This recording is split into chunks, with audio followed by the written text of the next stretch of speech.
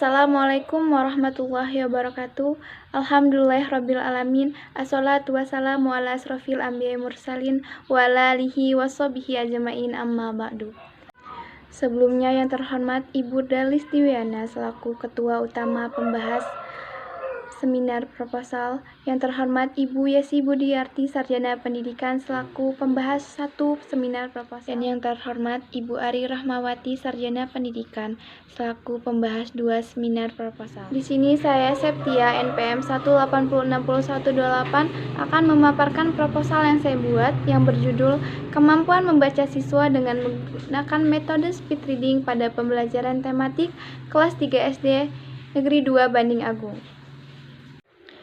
Isi dari latar belakang proposal ini, yang pertama, membaca cepat merupakan suatu keterampilan yang harus dilatih, dan kemampuan merupakan sesuatu yang telah tertanam dalam diri seseorang yang dapat ditingkatkan pada saat belajar. Metode speed reading merupakan teknik dengan menggunakan kecepatan dan tidak mengabaikan pemahaman.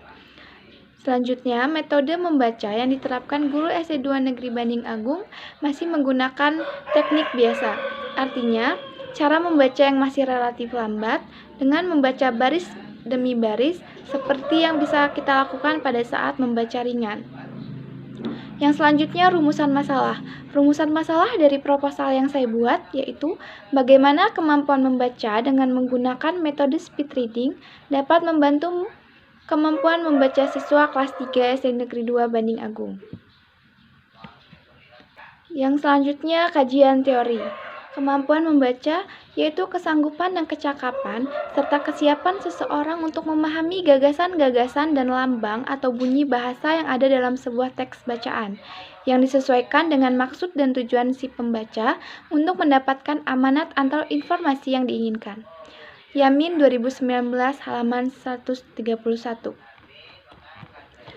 Kemudian metode speed reading merupakan semacam latihan untuk mengelola secara cepat proses penerimaan informasi. Seseorang akan dapat membedakan informasi yang diperlukan atau tidak. Informasi itu kemudian disimpan dalam otak. ISMI 2012. Selanjutnya, teknik-teknik speed reading.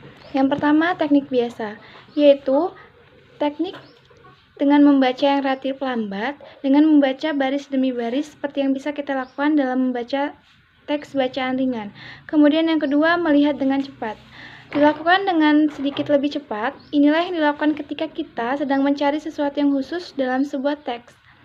Yang ketiga, melihat sekilas. Digunakan untuk melihat isi buku atau untuk melihat sekilas seperti cara kita membaca koran. Yang selanjutnya, kelebihan dan kekurangan metode speed reading. Kelebihannya yang pertama, dapat menghemat waktu, kemudian menciptakan efisiensi, memiliki nilai, menyenangkan dan menghibur, membantu berbicara secara efektif, meningkatkan kemampuan pemahaman membaca. Kemudian, kekurangan speed reading. Yang pertama, rendahnya motivasi membaca cepat, khawatir tidak memiliki bacaan, terjadi regresi atau pengulangan gerak mata, vokalisasi membaca dengan bersuara. Supiantoro 2019. Penelitian yang relevan. Yang pertama, Rosmawarni 2012 yang berjudul Upaya Meningkatkan Kemampuan Membaca Melalui Metode Speed Reading. Jadi dalam penelitian ini bertujuan untuk meningkatkan kemampuan membaca dengan menggunakan metode speed reading.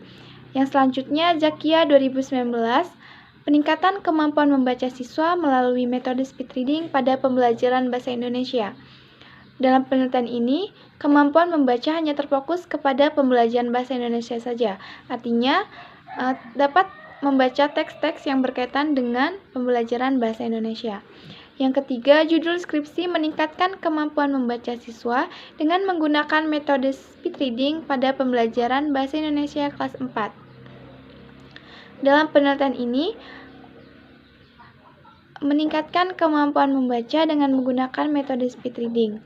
Tujuannya untuk mengetahui hasil dari kemampuan membaca dengan menggunakan metode speed reading itu sendiri. Yang selanjutnya, bab 3, meliputi metode penelitian. Jadi dalam proposal yang saya buat menggunakan pendekatan penelitian kualitatif deskriptif dengan memanfaatkan informan untuk mencari sumber data. Jadi, informan adalah orang-orang yang dapat memberikan informasi dan jawaban atas pertanyaan yang diberikan oleh peneliti. Dalam proposal yang saya buat, terdapat dua jenis. Yang pertama, data primer, yaitu data yang dihasilkan dari wawancara terhadap guru-guru dan siswa SD Negeri 2 Banding Agung, khususnya kelas 3. Kemudian yang selanjutnya, teknik pengumpulan data.